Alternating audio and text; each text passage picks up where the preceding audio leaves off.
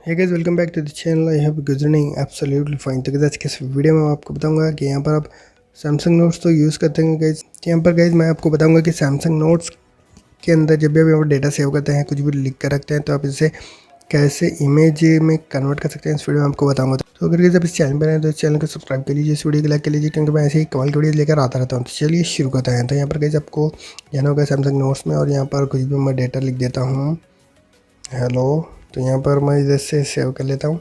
तो इसे इमेज में कन्वर्ट करने के लिए यहाँ पर आपको शेयर का ऑप्शन दिख रहा है, यहाँ पर इसके ऊपर क्लिक कीजिए। क्लिक करने के बाद यहाँ पर इमेज फाइल यहाँ पर आप देख सकते हैं, इसके ऊपर आपको क्लिक कर देना है।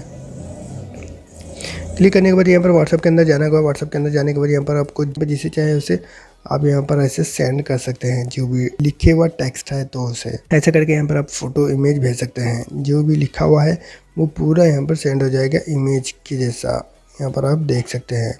ऐसा करके हम यहाँ पर भेज सकते हैं किसी को भी। तो उम्मीद करता हूँ आपको वीडियो अच्छा लगा होगा। अगर वीडियो अच्छा लगा तो लाइक कीजिए, शेयर कीजिए और चैनल को सब्सक्राइब करने के लिए थैंक यू वेरी मच।